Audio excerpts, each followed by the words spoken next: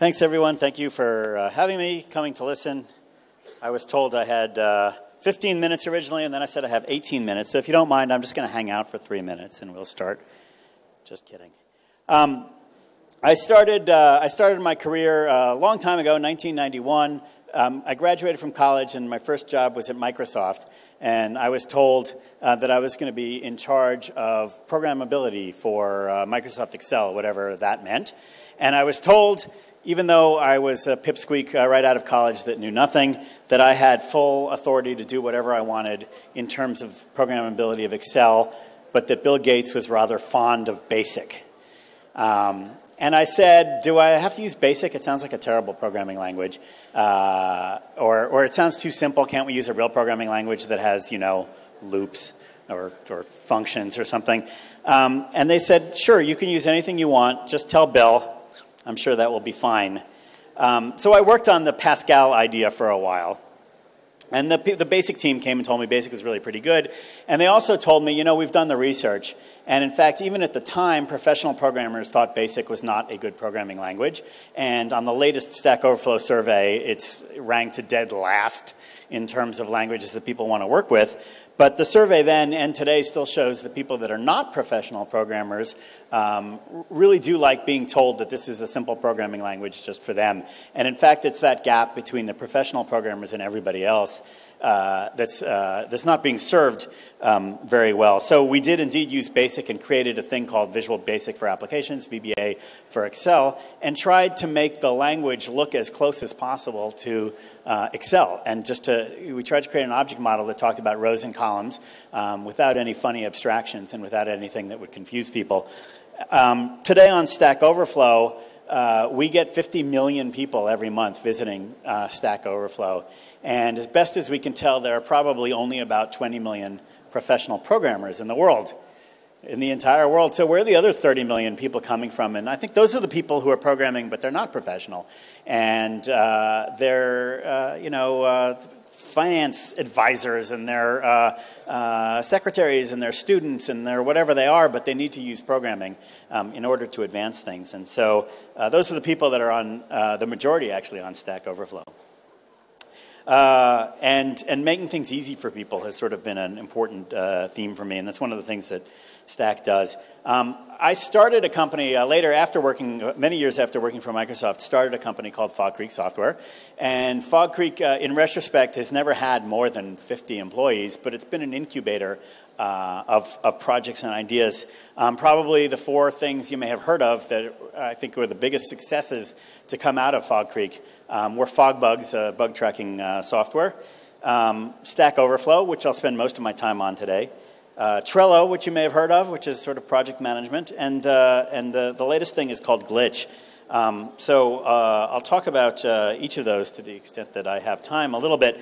FogBugs was really just an attempt to take everything that I had written on my blog, Joel on Software, and a lot of stuff that I had learned from Microsoft, actually, about great ways to develop software, and encode that as much as possible in a project management system or a bug tracking system. So that's what that was. Stack Overflow developed really, and I want to spend most of my time on that if I can. Stack Overflow developed as a way to solve the problem for software developers today, which is that they're working at a much higher level of abstraction than they used to work in the past. You used to write code and just sort of move things around in memory at a very low level of abstraction, and it wasn't that hard to learn how to use all the tools. But today, a software developer works at a much higher level of abstraction where you're using APIs, you're using object libraries, frameworks, online services, and you're just tying them all together. And you really don't have time to learn all the details of those APIs you're using. With one line of code, you could be accepting payments in 137 countries. And you don't have to know anything about payment processing. You're probably outsourcing that to a vendor. And that's that high level that makes software developers really, really powerful and really, really successful. But those tools that you're using as a developer are super, super complicated. And you don't have time, really, to learn the details of how all of them work, besides which they're changing all of the time. And so that's one of the areas where I feel like Stack Overflow has really helped developers leap quite a bit further forward. I think the basic idea behind Stack Overflow originally was thinking about how do programmers get help. And 30 years ago, the answer is you can post a question on Usenet, which is a forum that predates the World Wide Web. So even before the World Wide Web existed, programmers could post questions if they had access to the internet through their university onto Usenet. And in fact, Usenet, if you look very closely at Usenet, if you squint, you realize it's kind of email, essentially. And it's a system that doesn't assume that you even have the ability to store an archive. So it's a news system or a conversation system pretty close to a chat room where every Usenet site would store maybe 5 days worth of old content. And so everything was really optimized for the person asking a question and answering the question. And one of the things that we discovered is that when the World Wide Web came to exist, a lot of people cloned Usenet on the web, and they created these web-based forums.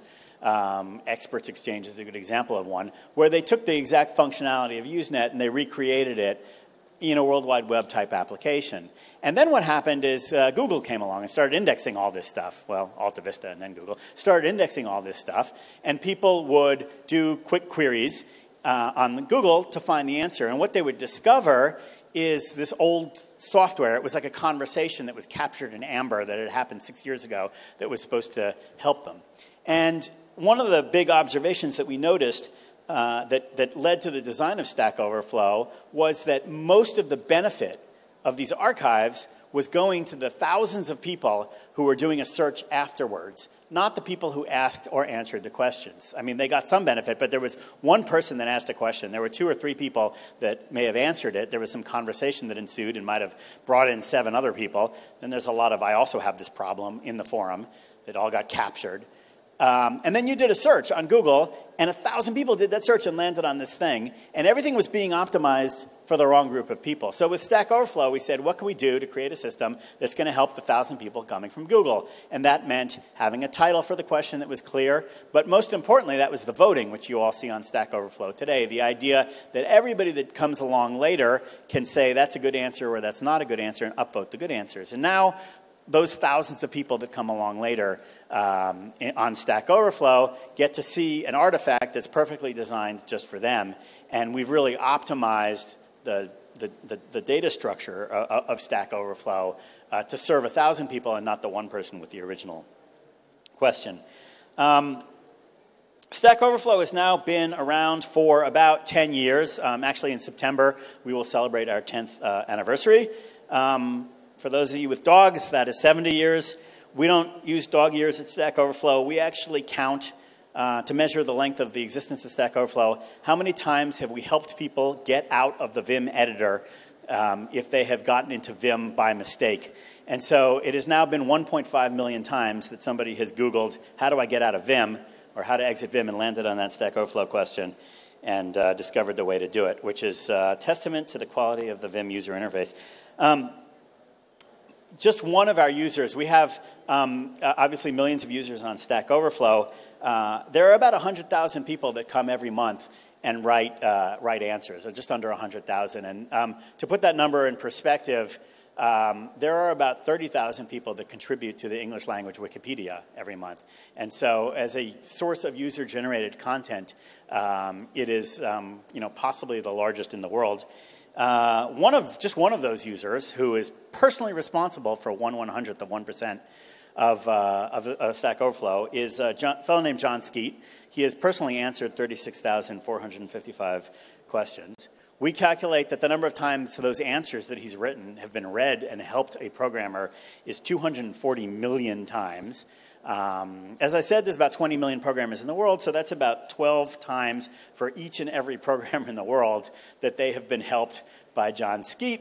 And we have an estimate that we use internally that each time you find an answer on Stack Overflow, you save about a half an hour.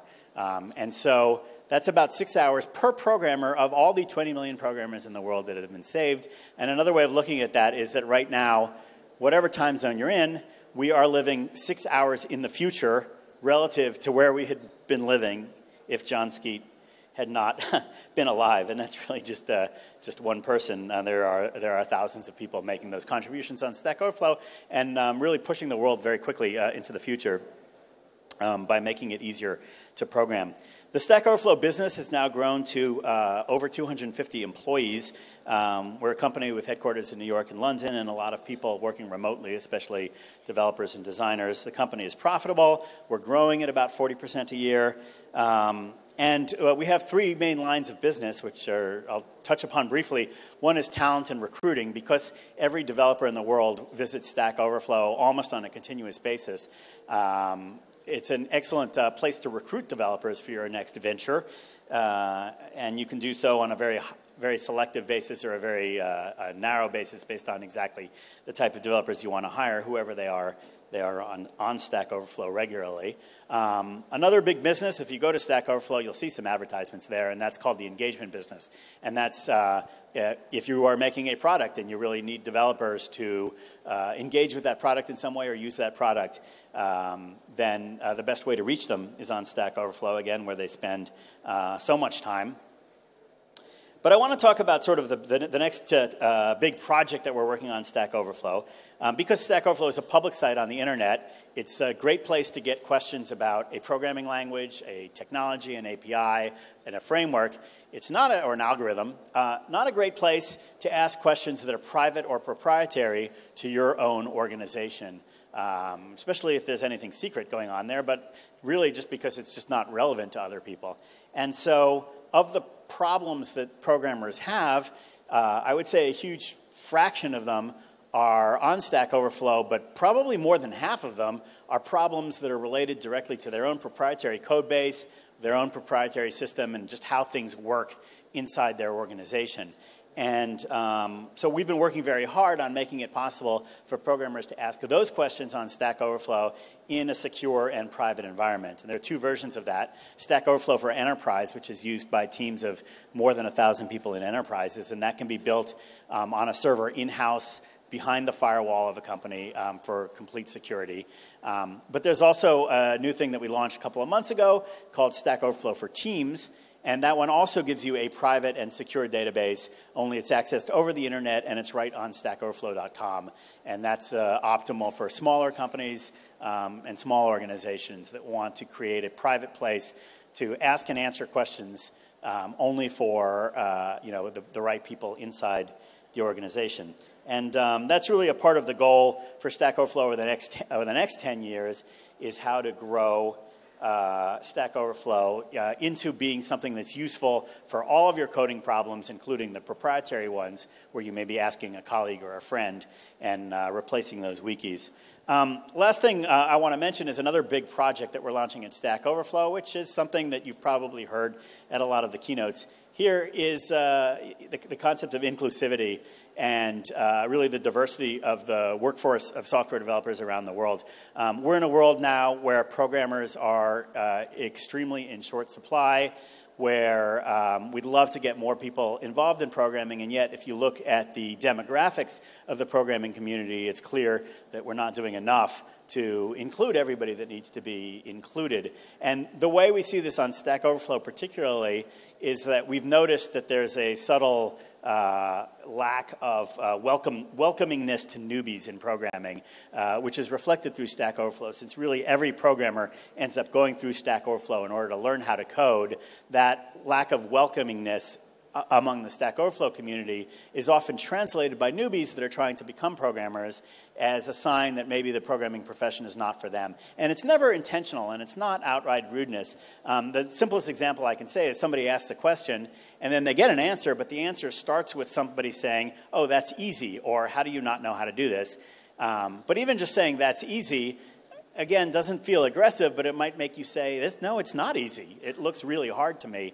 And that might make you as a newbie feel like you're less than welcome into the programming community or less than qualified, when really this stuff is hard for everybody. And so that's something that we're going to be working on in terms of the sociology of Stack Overflow over the next year, in hopes of creating a much more diverse and open community among all the developers in the world, and bringing in the next generation of developers without regard to who they are, and making them feel welcome. I can see here that I'm completely out of time, so I'll thank you for listening, and thank you very much.